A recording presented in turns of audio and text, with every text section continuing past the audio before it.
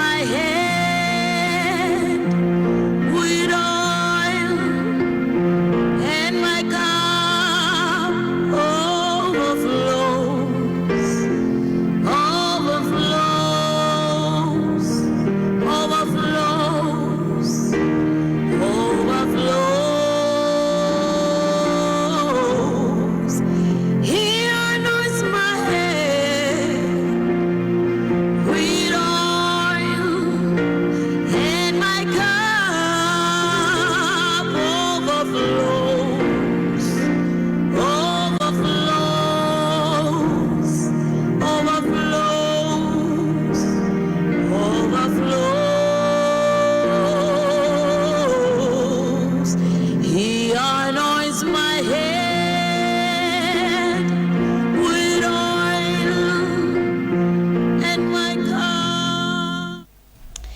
Yebo yes sokuyisona ke leso sikhathi sesi live lapha ku Facebook ene ngiyababingelela basibukela lapha ku Facebook ngithi shalom and ngibingelela abasilaleli lapha ku Car Radio. It is a wonderful day that the Lord has made for us to be glad and rejoice in it. Yeah. If ungaka asingibhekise kulaba abangilalela lapha ku Car Radio, if ungakaze ulifollowish ipage lethu lapha la ku Facebook, ungakaze mhlawumbe umbone ungazi ukuthi Noxolo Nene unjani, ngicela nje ukuthi usearch lapha ku Facebook wakho. If unganawo Facebook, please download it. But then esikhathini samanje ngikholwa ukuthi khona umuntu onganawo Facebook, and then usearch lapha ku Car Radio mase uyasifollowish ukuze mesiba live, and then wena uzokwazi ukusithola sila. So guys, it's Monday, it's a glorious Monday. Izinto eziningi zenzekile ngesonto, sakhululwa kwabamnandi kwabanja.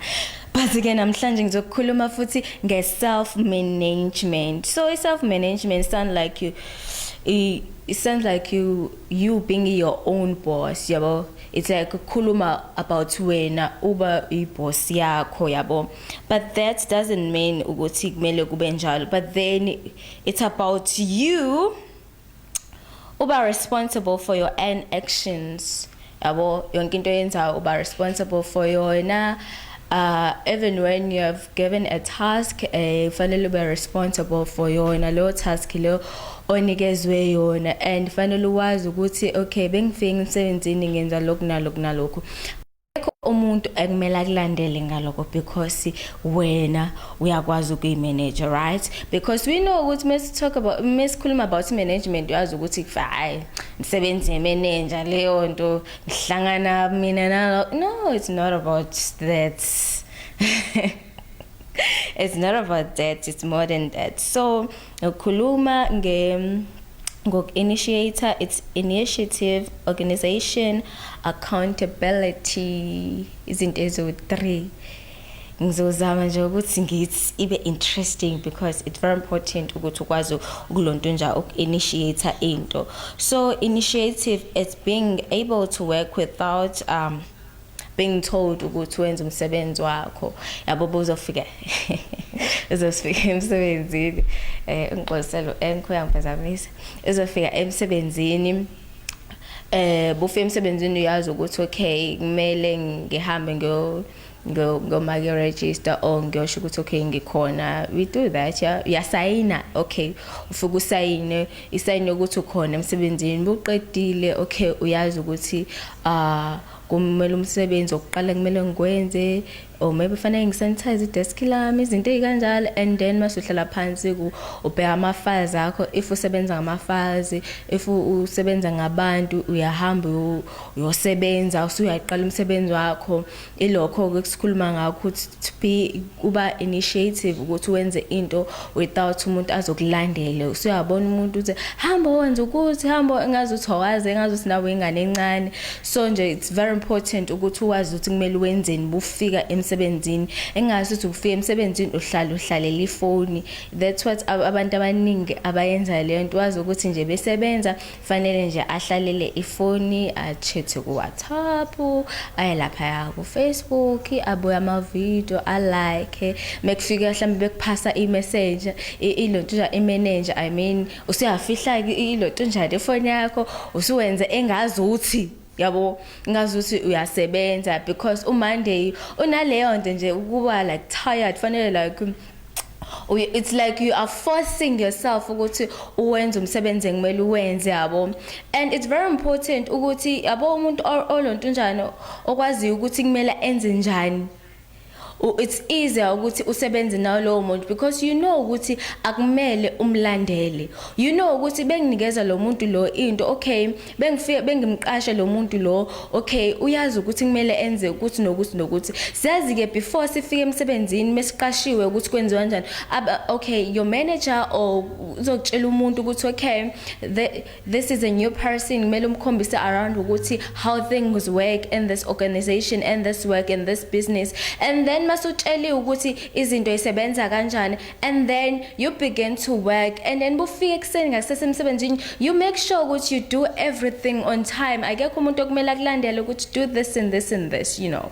And ezinye izinto abanye abantu ba suffer from ukujwayela. I don't know ukuthi it's a right word ukuthi ngithi ba suffer from ukujwayela, like ukujwayela ukuthi okay ngisemsebenzini it feels like it's home yabo, I can do anything that I like. Bengithanda nje i-laptop, especially i-laptop because isikhathini samanje emsebenzini senze ama laptop, uyazi ukuthi okay vele akho ngibona, and then uzobheka lapha ya ukuthi okay kwenzakalani ku internet and stuff, and then you forget about umsebenzi wakho, and then umuntu akunikeza leyo task kufanele eze kuwena akubuza ukuthi okay usuwenzile yini umsebenzi, yabo ukuthi wena ukwazi kuyimanage ngaleyo ndlela kufanele ukuthi fanele ulandelwe njengengane encane. You see ingane encane akumele uyibuze ukuthi usudlile yini, especially 6 years fanele umbuze ukuthi umuntu uhamba odla idla, uyayazi ukuthi ingane encane sometimes ifuna ingafuni nje ukudla,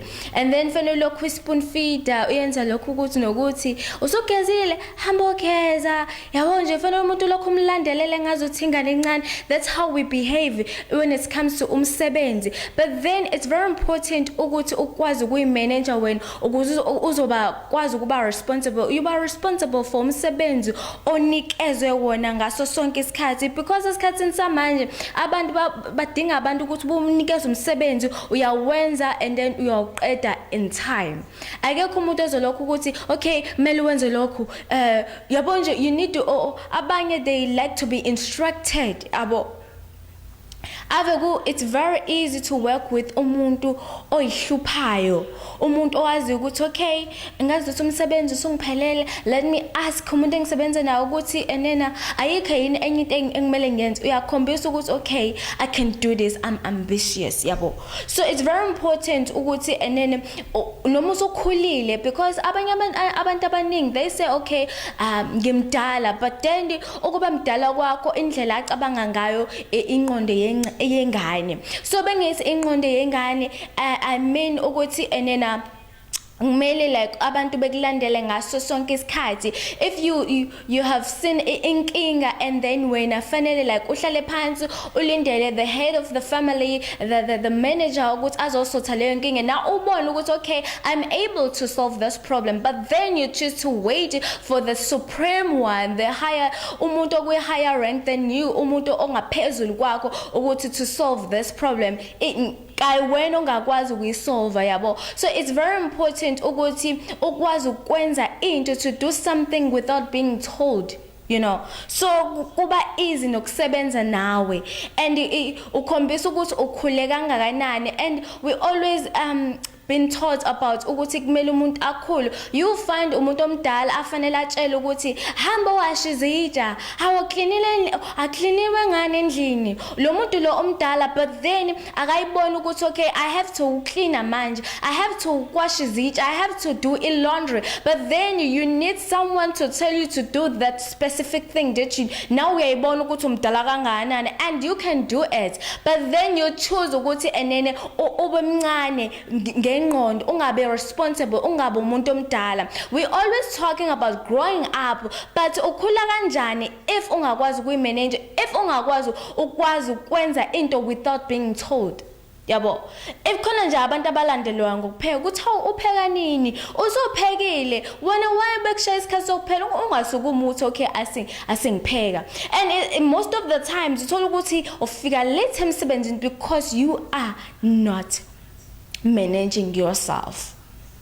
Okay, so that is why I feel like it's so very important ukuthi enene ngikhulume ngale topic, because you'll find umuntu akutshela kahle uthi okay, I'm old, you know, like I'm old, but then ubuthi like yeah umdala, but yo into oyenzayo wenziswa kwengane, yabo, even ngendlela osebenza ngayo like ufuna ukulandelelwa, ucabanga umuntu umfundisi umuntu like into eyodwa like for a month ukuthi like ngabe uyakufuna yini ukwenza lokho.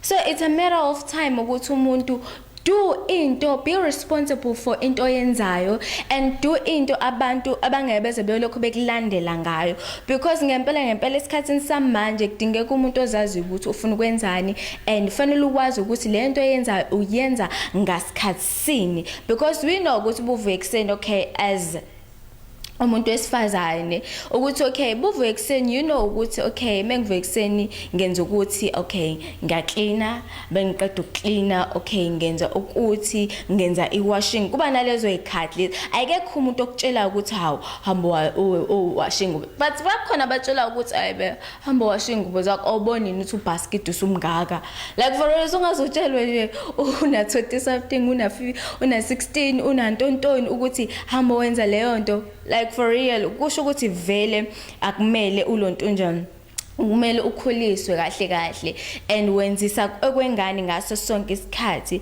So ilontonjana initiative requires self-belief, because you need resilience and motivation to go out of your way to solve problems and do things without being reminded or being asked. So ilokho engikhuluma ngakho manje ukuthi iba initiative, uwenze into without being asked. Yabona nje if ubona ukuthi okay ekhaya sekumile ilontonjana senginotshani obuningi, like konda phela utshani, yabo bubona ukuthi ay, because you know ukuthi sinaba abantu abangafuni ukwenza izinto, yabo uthola ukuthi kumele ulandelweke manje ukuthi hawu hamba wenza ukuthi hamba oshanele igceke, engazuthi ilento lo it's like ukhulisa umuntu omdala, because ukutshela to instruct isikhathi esiningi when mesisemakhaya it's like sitshela ingane mhlambe no 11 12 uthi hamba oshanele, yabo nje okusakhula angini uyakukhumbuza phela because bona akwazi ukuthi benze into bengatshelwanga, especially o 9 years or 10 years. Uyamazi ukuthi umuntu kanjani kufanele afunde ukuthi mevuke ekseni hamba ogeza ubuso uqubhe, yabona nje okwasekhaya ke ave silwa nayo, because njalo bengivuke ekseni ngithi hawu ubuso obugezile hamba ogeza ubuso hamba oqubha ukuze uhlale right, yabo. And mase kumele kwasha izitshe hamba washa izitshe, yabo uyam-instructor hamba akayenzi into right without ukuthi umtshele hamba washa izitsha, mase ewashile mhlambe ngakusasa ngithi hayibo sengiklinile ke mina ngiwashile izitsha ngenzini ngithi daside, yabo, because uyamkhombisa indlela because usamncane. But most uthola ukuthi umuntu usasemsebenzini ke manje sekufanele alandelwe hamba hamba book something uyabona ukuthi kumele uhambe uyobooka and uyawazi umsebenzi wakho, but then fanele kuze umuntu imanager izokutshela ukuthi hamba okwenza ukuthi wena wayengwayisukela uyokwenza lokho ade sengishilo nasekuqaleni ukuthi usolve inkinga nawe ungakwazi ukuyisolve, and then you choose to sit down ukuthi this is not my problem, this is not umsebenzi engiqashelwe lo ukuthi okay I need to solve this problem, yabo, especially if you are like the nurse, yabo, and then uthola ukuthi khona into kumele uyenze, yabo, uthola ukuthi free. So ukuthi free abanye bafuna ukusizana, it's very important ukuthi sisizane, yabo, uthola ukuthi free ne, and then okay uthola ukuthi free, and then mhlambe a receptionist licela ukuthi hawu ngicela ungibambela, uyabona futhi nawo uline ukuthi umude kangakanani, and then kumele like no uyawubona line, but then fanele kuze kusuka umuntu ukuthi ngicela ungisize ngalokho nalo, and nalokho ukukhula sikubona even ingane uthola ukuthi uyabona ukuthi umuntu omdala uphethe kabuhlungu, yabo, uyasuka ayomlontunja ayomphathisa impahla, yabo, izinto ezikanjalo. So kufanele uncengweke ukuthi okay bambisa usibanibani izinto awumbona ukuthi uyasindelwa lezi zinto ezikanje, uthola ukuthi umunye uphethe kabuhlungu and when osetaxini you need to open umnyango for yena, wena usuzoyihlalela nje, yabo, and there is this thing eyenza la etaxini uthola ukuthi uhleli phansi, yabo, uthola ukuthi uhleli phansi, uthola ukuthi it's 4 seats, and then kuba khona mhlambe ohleli ngasekugcineni and then ufuna ukusuka, and then khona lo ongeyazi afuna ukusukuma, uzolokho atsheke isinyawo azithi, and then lo muntu ofuna ukudlula eshithi usezodlula kabuhlungu akafuna ukusukuma aphume, and then kuphume lo munye masezongena phansi. Lezi zinto nje it's like a sign yokuvila, a sign ukuthi fanele uhlezi ulandelwa njengengane encane, uhlezi uinstructor njalo, isikhathi sokuthi fanele wenze ukuthi njani, mengibuya futhi nasemsebenzini fanele utshele futhi uthi fanele wenze this, fanele akuphekiwe ngani, umdala usekhaya uhleli fanele utshele ukuthi uza akuphekiwe ngani, even nasemsebenzini, even if ususebenza nabantu uthola ukuthi uyawufuna umsebenzi but then ufuna ukulandelela, ave kunzima ukusebenza nomuntu ofuna ukulandelelwa all the time, yabo, nje ubuzazi ukuthi bengifika nje I have to do this and this and this. Mina myself for example,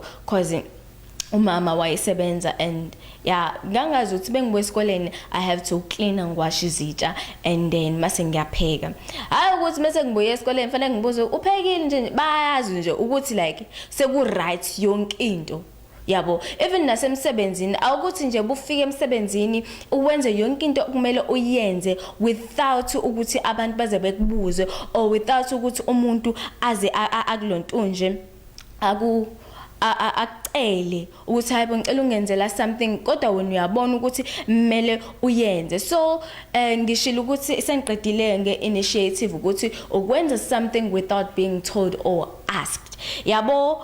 Yeah, and then organization, if you are organized in life and work it means you can plan your time and the things you have to do. Yabona la umuntu organized, siyabazi ke bekhuluma ngabantu aba organized, we know ukuthi okay ama lady, yabona, okay more organized, it's whereby you know ukuthi ngesikhathi esithize kumele ngabe ngisendlini, ngesikhathi esithize okay ngiphuma ngalesikhathi endlini, alright, especially abantu abasebenzayo, you know ukuthi bengiphuma ngalesikhathi endlini, okay bekuzoba ne traffic, still ngizoba early, I'll be like an hour early, yabo, and then wazi ukuthi bufike emsebenzini bekune traffic, obviously uyazazi ukuthi uzoba early because usuke ube an hour early, and then mase ufike emsebenzini noma usuhlangabezana ne traffic kuzoba lula for wena ukuthi nje ube calm, yabo, nje ukuthi hayi ngisa early vele, yabo, nasemsebenzini uyazi ukuthi ubufika ngesikhathi esithize, ngiyazi ukuthi kumele ngenze ukuthi nokuthi, and then mase siphelile leso sikhathi ngithathe i-break yami. I don't have to overwork myself because I know ukuthi it's very important ukuthi ngikhiphe isikhathi ngendlela esisona, and I have to maintain i-health yami. And umuntu organized kulula ukuthi enene usebenze even naye kakhulu, because uyamazi ukuthi lo muntu lo usebenza ngesikhathi. They know ukuthi time is money. Yabo, so it's very important ukuthi wazi ukuthi ngesikhathi esithize kumele ngenze ukuthi nokuthi umuphi umsebenzi engimele ngikwenze. Hayi ukuthi mina bengifika kuwena bese bengifika kuwena ngithi hawu cela ungiphelezela uyasibona isikhathi ukuthi isikhatsini and nawe usuyahamba. Yabo, it's like you always free. Yabo, umuntu ohlezi free ngaso sonke isikhathi.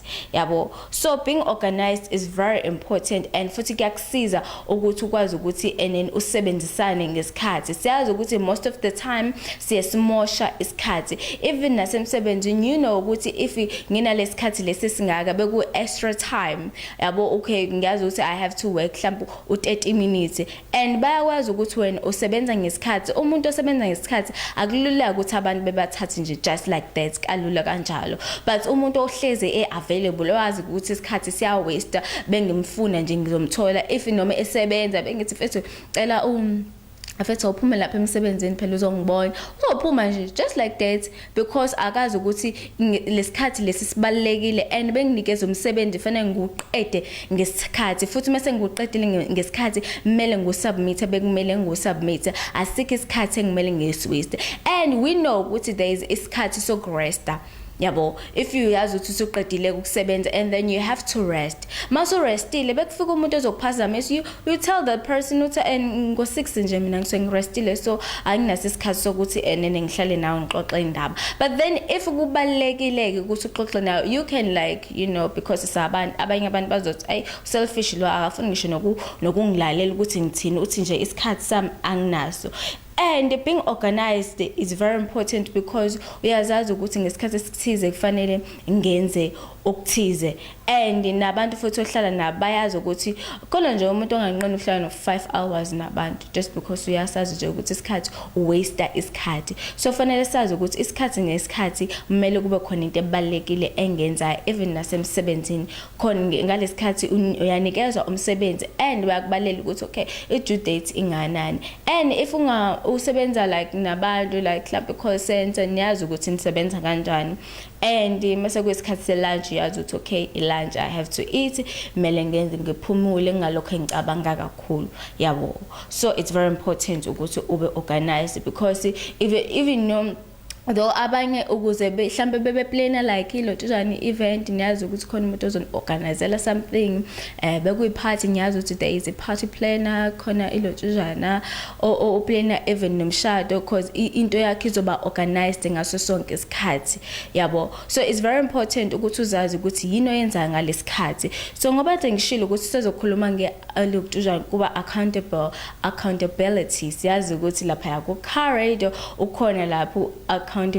So kuba like accountable, it's being like it's similar to being responsible, but then ukuba accountable, it's whereby you were given a certain task and then you take a responsibility for yona, and they busuyithathile leyo responsibility and uyazi ukuthi kumele uyenze, mawuyenzile kumele uyiqede.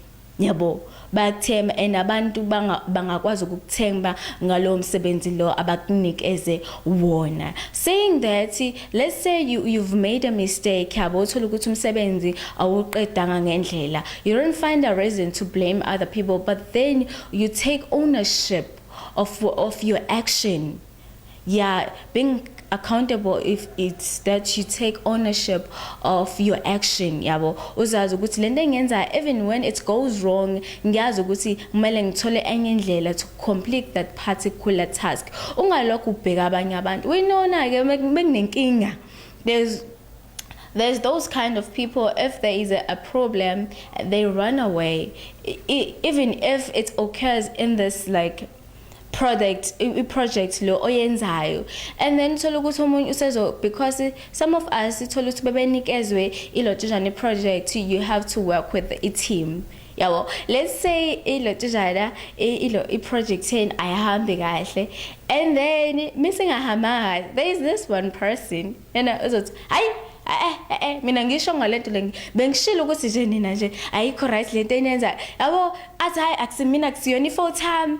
yabo bungumuntu kanjalo just know ukuthi awukho like accountable abantu ngeke beze bekwazi ukukuthemba just because even no kune mistake even though kune mistake ayenzakalile kule team benikeza umsebenzi just because when you abaleka you just want to be right all the time yabo maso right all the time ngiyazi ukuthi umuntu uyawenza amaphutha and then masulenzile lelo phutha you have to learn from that mistake and then you don't have to repeat it again. But if you're this kind of person ukuthi mekhamba kahle uhamselana neteam uthi yeah iteam yami right yeah kunje kanje yabo but then when things goes wrong and then you just run away. So it's very important ukuthi be accountable for your action and take ownership for your action. Be responsible, be reliable, because abantu abaningi manje they need abantu aba responsible, aba accountable for imsebenzi. Angeke uzuqashe umuntu owazi ukuthi nje athi nje ayi mina nje bekunenkinga nje ngiyabaleka. Those kind of people when inkinga isikhuphuka manje iyaphezulu uthola ukuthi umuntu useyabaleka yabo and then mase kuma wenako uwedwa uthi hayi ngizoyenza lento leyo noma ingahamba wrong ngizoyenza lento leyo and then akufani usabuyele emuva usalokho ubaleka. So yeah, self management ikanjalo ke ukuthi ufanele ukwazi ukusebenza nabantu and fanele ube accountable or be responsible for your own actions. Even though kukhona inkinga ezenzakala siyazazi ukuthi ezinye inkinga zishaya like enhlizweni but then if ngempela noma iphutha ngasilone lakho but you have to be accountable for what into niniyeziwe emsebenzini yabo. Even if you are a business owner, even if you are a business owner, if into ihambe wrong, just like be like accountable. Ungalokho like ublame abantu. Now ufanele usearch ukuthi sileke lana asilungisanga into kanje yabo because abantu bazokwazi ukusebenzisana nawe. Akuve kungelula to work with a person obalekayo bekunenkinga and then mekumnandi yena ojabula kuqala. That is not good, guys. If you know ukuthi bunjalo because bakhona uyazazi ukuthi unjani and bakhona abantu abakanjalo bekunenkinga nje umuntu uvela abaleka athi hayi ngeke akusimina yabo and then mase win team mase kuyima ulontuzo na usuphapha kakhulu ngoba i-team yakho iwinile yabo ukuthi ubetray kanjani abantu. So it's very important ukuthi uwazi ukuthi you have to be accountable bomuntu nje uphila yabo. Have to be accountable for your action, for whatever that you do, so that you'll be proud of yourself. Bazi uthi ayi bekhona uxolo sazi uthi noxolo nje yabo nje bekhona yena nje kuyacaca noma kwenza wrong hayi nje uyayisotha lenkinga le yabo akalokho ebuzwa ukuthi umsebenzi uselontuzana sewenziwe uyazi ukuthi noxolo fanele enze umsebenzi wakho uyawuqeda ngesikhathi bekukhona inkinga uyayisolve leyo nkinga angimele azalinde uboss ukuthi fanele isothe leyo nkinga. We need those kinds of people, you guys yabo. That is why ngithi kubalekile ukuthi ukwazi ukuyimanage. Ingakho bengikhuluma nge-self management ukuthi umuntu belontuza beyimanage kufanele ukwazi ukuba ube initiative nakhona ube manageable ukwazi ukumanage nabantu management mase kuthi enene mase uba accountable. Lezi zinto lezi ade ngikhuluma ngazo namhlanje ukuthi it's very important as a person ukuthi uzazi ukuthi njani lezi zinto eziningi mina lezi ngibalayo ukuthi self management jayela ukubona ema-movie mina ngibuyela iziworld ne-Star Life yabo. So uwabone like kwamalojana kwama-movie la manje ukuthi there's this one girl nje uthola ukuthi okay uwife ulungile nje yabo ulungile nje mekumsebenzi kumele uyazi ukuthi umsebenzi fanele wenza ngalesikhathi lesi nje akatshela ukuthi kumele enze ukuthi kumele apheke bekwi-event uyazi ukuthi hayi uzokufanele manage kanjani izinto fanele hambe ngesikhathi yabo. Ulo muntu if inkinga ibhekana nayo mhlawumbe izinto ayihambe according to plans uyazi ukuthi accountable for lezo zinto uyazi ukuthi responsibility yakhe if be blame yena uyakwazi ukuyithatha leyo blame ukuthi okay perfect fine vele bengimele kumele vele kuhambe ngendlela ethize le certain job sola ukuthi bekumcimbi mhlawumbe umcimbi uhambe kabi uzoyiblame yena ukuthi okay ngoba sekuvuka lezi zinto khona umuntu oqolekile uthola ukuthi khona i-food poisoning eyenzakalile noma ungasiyena ofakile mhlawumbe upoison yazi ka mama amandi uthanjani noma sengafakanga yena upoison mhlawumbe ufaka umunye umuntu yabo kodwa kuzoblame yena ngoba uyena olontushana oplana lezo zinto yabo ukuthi okay event fanele plan kanjani and then you don't have to blame other people but then you blame we blame when and then uthola isixazululo salezo zinto. All in all, be responsible and reliable and manage yourself. It's very important to know self management. Sengiqedile ke mina and nisfollowishe laphana ku TikTok, go YouTube, it's like KTV. Yeah, if ulotuja ufuna uqhubeka nami lapha ku car radio khona link efakiwe, just click lapha kule link and then uzokwazi ukungithola kanjalo ke. Mina sesiyaqhubeka nalabantu abasilalela lapha ku car radio sokhuluma ngezinto ezimnandi. Yeah, bye Facebookers.